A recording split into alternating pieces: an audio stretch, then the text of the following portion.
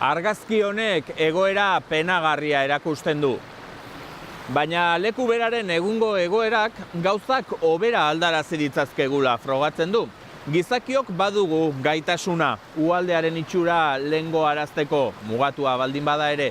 Beraz, neurri batean behintzat, egindako kaltea, egindako zauria konpondu dezakegu, ibaiari berea emanez. Ibaiaren itxura aldatuz doa natural.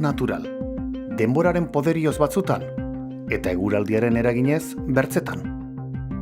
Bertze hainbatetan aldiz, gizakiok gara ibaiak biluztu, norabidez aldatu eta haien dinamika naturala kaltetzen dugunok. Zenbatetan pentsatu duzu landare sastraka ugari duen ibaia ikusterakoan, zein zikin dagoen? Zikin? Ez da horrik eman ere. Horixe baitu ibaiak bizigai. Hau bai da zikin egotea. Ibaiak ere zabaldu eta estutu egiten dira. Batzuetan potolo eta bertzetan argal. Aldaketa natural horien eraginez, harriak, lurra eta sasiak batetik bertzera mugitzen dituzte eta itxuraz aldatzen dira maiz, naturaltasun osoz.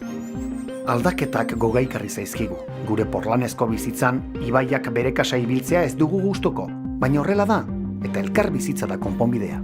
Naturaren erabakiei muzin egitea, alferrikakoa dugu.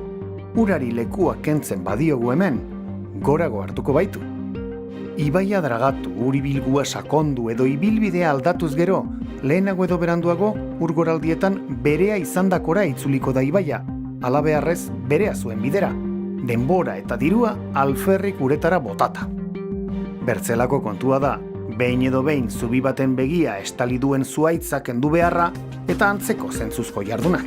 Baina argi izan beharko genuke, ibaiari egiten dizkiogun aldaketa artifizialak beti ere, uraren berezko bideari lagundu nahian egin behar dizkiogula, izaera propioa berreskura dezan.